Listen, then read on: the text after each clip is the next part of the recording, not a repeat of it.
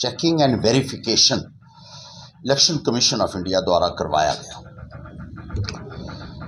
और उसके नतीजे भी आपके सामने आए कि 3 मशीनें जो हैं वो नॉन फंक्शनल निकली हैं और एक मशीन के ऊपर पहले से ही लिखा हुआ था रिजेक्टेड डिफंक्ट। अब नॉन फंक्शनल का क्या मतलब है?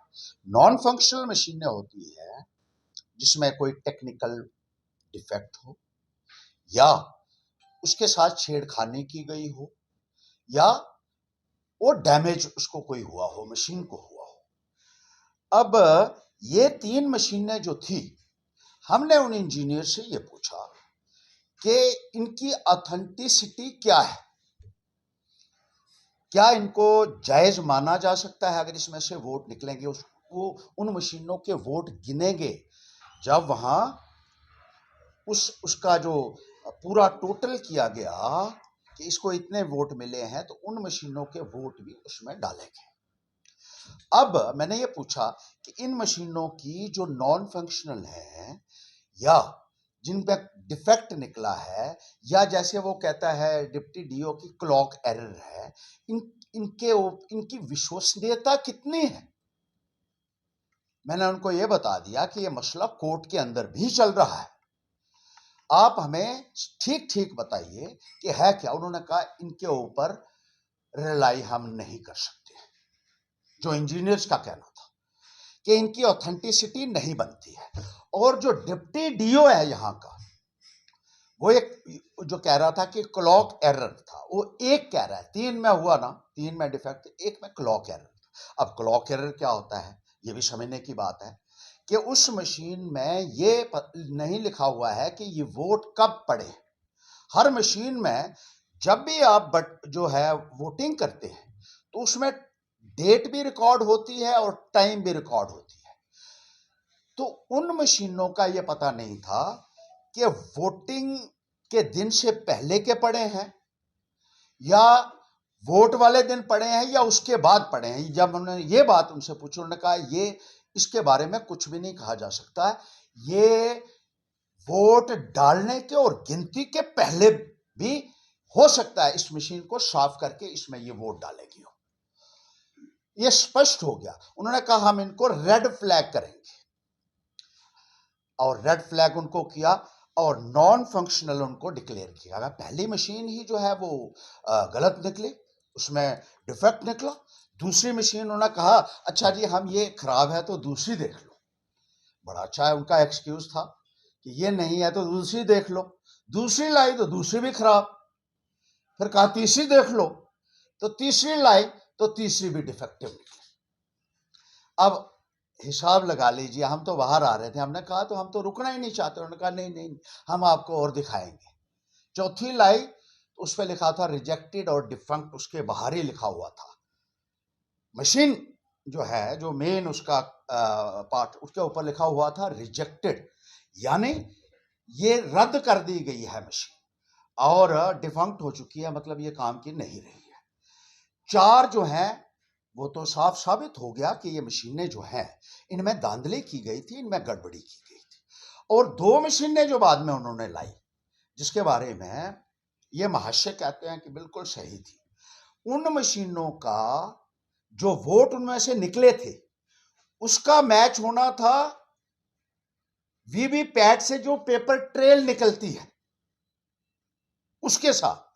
वो उन्होंने इनकार कर दिया कि हम जो पर्ची निकलती है उससे, उसका और जहां वोट पड़ा है उसका मेल होना चाहिए बैलेट यूनिट में।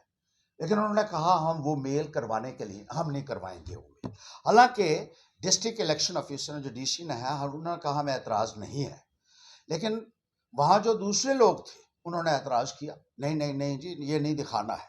मैंने उनको कहा कि अगर ट्रांसपेरेंसी की आप बात करते हैं, अगर आप सही हैं तो आपको ये दिखाने में कोई हर्ज नहीं होना चाहिए। नहीं तो कैसे पता लगेगा आप ये दिखा रहे हैं और पेपर ट्रेल आप नहीं दिखा रहे हैं, इसका मतलब है कुछ छुपाना चाहते हैं आप। और भी तो 4 मशीनें तो आपकी पहले ही जो है वो गलत हो साबित हो सकती, और 2 मशीनों से आप वो पेपर ट्रेल्स को मिलाने के लिए तैयार नहीं है, तो आपकी ऑथेंटिसिटी क्या है? इसका मतलब ये है कि आपका पूरा प्रोसेस जो है वो विशिएट हो चुका है और ये साबित हो चुका है कि भारी पैमाने के ऊपर आप लोगों ने धांधली की है, गड़बड़ी की है। और सबूत आपने, सर्टिफिकेशन आपने खुद कर दी उसके बाद ये हमारा भाई कहता है कि दबाव बना के, वाह, डीसी वहां, एसएसपी वहां, पूरी फौज लगाई हुई है तुमने, सिक्योरिटी फोर्सेस है, आपके अफसर बैठे हुए हैं और दबाव मेरा चलना है। हर जगह आप लोग गुंडागर्दी से जीतते हो और गुंडागर्दी करके प्रशासन के ऊपर एक अपना दबाव बनाने की कोशिश करते हो मोदी का नाम लेकर, और जब यहां पकड़े गए तो कहते हर्षदेव ने दबाव बनाया और उनसे सर्टिफिकेट साइन करवाया। डीसी ने भी किया है और डीसी ने ही फिर वो दिया। यहां डीसी के ऊपर भी दबाव बनाया गया कि मत दो। ये 2 घंटे तक हम उन मशीनों का सर्टिफिकेट लेने के लिए इंतजार करते रहे। इन्होंने कहा हमने सर्टिफिकेट तो बना दिया लेकिन आपको नहीं देंगे, हम ये इलेक्शन कमीशन को देंगे, उधर देंगे। मैंने कहा जब भी काउंटिंग होती है या जब भी कोई कार्रवाई होती है तो उसी वक्त उसका रिजल्ट जो है वो वहां जो कैंडिडेट के नुमाइंदे होते हैं उनको भी दिया जाता है और कैंडिडेट को भी दिया जाता है। तो ये 4 मशीनों का आपने रेड फ्लैग इनको कर दिया और उसके बाद सर्टिफिकेट भी आपने कर दिया कि ये मशीनें जो हैं इनके साथ छेड़छाड़ हुई है। तो हमें देने में आपको क्या एतराज है? 2 घंटे तक एक डिप्टी डीओ है यहां जो कल बयान दे रहा था कि एक मशीन में एरर आया है, उसको भी मुझे लगता है ये लड़का है जो नया जो है अब बीजेपी में गया है, इसको मैं कहूंगा डिग्री चेक कराने का तुझे बड़ा शौक है ना, उसके भी करा लेना। जब कराएगा तो डिप्टी डीओ की भी, मुझे लगता है वो भी उतना ही पढ़ा है जितना तू पढ़ा है ना। तुझे पता लग रहा है कि इसके ऊपर कागज के ऊपर क्या लिखा है और ना उसको समझ आए। सर्टिफाई उसके हायर अथॉरिटीज कर रहे हैं, डिप्टी डीओ के, और वो बयान कुछ और दे रहा है। वो कहता है एक है, उन्होंने कहा 3 जो है वो नॉन फंक्शनल थी और वो भी मैंने ले लिया जिसके ऊपर इलेक्शन कमीशन ने रिजेक्टेड और डिफंक्ट लिखा हुआ है। उन मशीनों को इस्तेमाल करके आप लोगों ने इलेक्शन लड़ी है। मैं ये पूछना चाहता हूं, ये पूरे इलेक्शन कमीशन से भी और तमाम जो अधिकारीगण हैं जो दिल्ली में बैठे हुए हैं अपने पेट थपथपाने वाले, जिनके बलबूते पर ये लोग नाचते हैं, जिनका कोई वजूद ही नहीं है, ये है आपकी पारदर्शिता, ये है आपका इलेक्शन को, डेमोक्रेसी का जो मकसद कि किसी ना किसी तरीके से आपको पावर को हथियाना है। ये सिर्फ एक इलेक्शन की बात नहीं है, this involves a larger question of democracy। किस तरीके से how the democracy is being subverted. कहता है राहुल गांधी ने, को मैं देख रहा था आज इसकी एक, अरे चोरी से जीते हुए कोर्ट में साबित होगा, 4 तारीख और 6 तारीख को आ जाना कोर्ट में। अरे तू 8 तारीखों में तो अपने वकील को भेजता रहा और सम्मन हर वक्त कहता रहा मैं घर पे नहीं हूं, मैं बीमार हूं।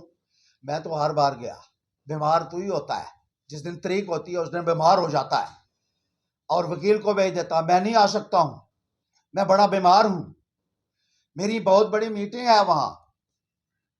ये बीमारी के बहाने जो है ना, अब तुझे भी पता है कि अगली तारीख को तेरे खिलाफ क्या होने वाला है, बचेगा नहीं तू किसी सूरत में, ये बात याद रखना। और जेल में तो तू जाएगा ही जाएगा, क्योंकि तुम लोगों ने जो कुछ किया है ना उसके लिए तुम्हें कोई बचा नहीं सकता है। मत सोच कि कोई बीजेपी का ऊपर से तेरी सिफारिश कर देगा और तू अदालत से बच जाएगा। बख्शूंगा नहीं मैं, पूरा इंसाफ जो है वो होकर रहेगा और जेल की सलाखों के पीछे तू जाएगा। अब तू बच ही नहीं सकता है किसी भी सूरत। और कल मैंने देखा क्या ड्रामा कर रहा है, महाराज दोबारा जीत गया। ये जीत हार के लिए था मकसद, इसको पता ही नहीं है कि कल था क्या। कल सिर्फ वेरिफिकेशन थी, चेकिंग एंड वेरिफिकेशन, मतलब मशीनों में गड़बड़ी है या नहीं है यह चेक होना था। यह नहीं होना था कि अब जो है दोबारा से कौन हारा तो कौन जीता। गड़बड़ी के लिए ये ठीक है या मशीन खराब है। और कल साबित हो गया, उन्होंने खुद सर्टिफिकेट दिया और इलेक्शन कमीशन के नुमाइंदे साइन कर रहे हैं उसको कि ये मशीनें खराब हैं। कहता है इसने दबाव डाला, अगर मेरा इतना दबाव होता तो तू कहीं नजर ही नहीं आता यार, तो पहले ही मैं तुझे जो है तुझे उतने ही 2-4 हजार वोट देकर अगर मेरा चलता तो, मेरा दबाव चलता तो दबाव से करवाया। कहता 3 मशीनें दोबारा बिल्कुल करवानी चाहिए। ये तू नहीं करवाएगा, मैं करवाऊंगा इसको, इनको ले जाऊंगा पूरे हिंदुस्तान में इस मसले को, और भारतीय जनता पार्टी को आईना दिखाऊंगा इनके लोगों को जो बड़ी बड़ी बातें तो करते हैं और जिनके सिर के ऊपर तू नाचता है ना, उनके सामने भी उनको भी मैं आईना दिखाऊंगा क्या हो रहा है यहां पे। कह रहा है मैं जीत गया, दोबारा जीत गया। इसको पता ही नहीं है कि ये जीत हार का नहीं था, ये मशीनों में गड़बड़ी चेक करने के लिए था और मशीनों में गड़बड़ी निकली। जो खुद सर्टिफाई किया इलेक्शन कमीशन के जो रिप्रेजेंटेटिव्स थे उन्होंने, और जिसका सर्टिफिकेट भी आज पूरे मीडिया में जो है वो चल रहा है। तो मेरे भाई अब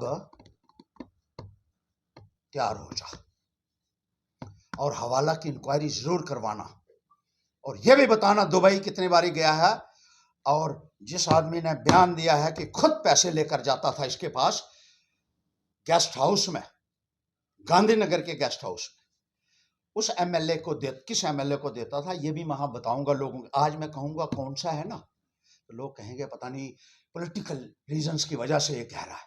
उस दिन मैं वो रिकॉर्डिंग लेकर जाऊंगा उसका बयान लेकर जाऊंगा जो पैसे देने के लिए इसको जाता था। और दुबई में गोरख धंधा उस एमएलए का क्या है जिसका नाम मैं बताने जा रहा हूं अब, क्योंकि ये कोर्ट में जाना चाहता है, उसका नाम मैं बताऊंगा और बीजेपी के से पूछूंगा भी कि पहले तो आप चोरों को, अपराधियों को शामिल करते थे भारतीय जनता पार्टी में, अब राष्ट्र विरोधी हैं जो बाहर से पैसा आता है 2 नंबर का, मनी लॉन्ड्रिंग का पैसा आता है, देशद्रोह है वो, दैट अमाउंट्स टू सेडिशन। मुल्क की अर्थव्यवस्था को जिस तरीके से बाहर से आप लोगों के साथ मिलकर कमजोर कर रहे हो, that is called sedition. Hindi में भी इसका अनुवाद करके मैं बता देना चाहता हूं क्योंकि शायद समझ ना आए।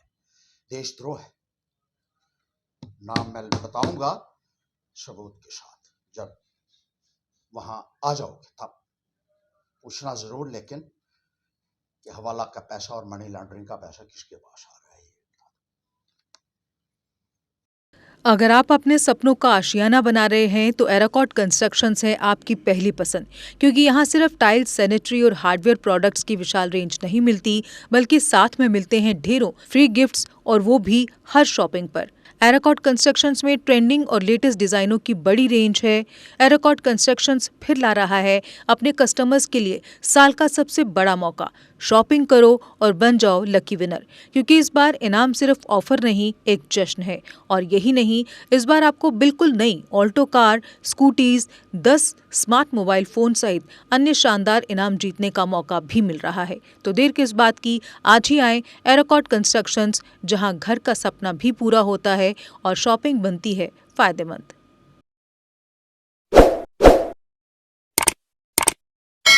जम्मू कश्मीर की खबरों के लिए जुड़े रहिए JK अपडेट के साथ।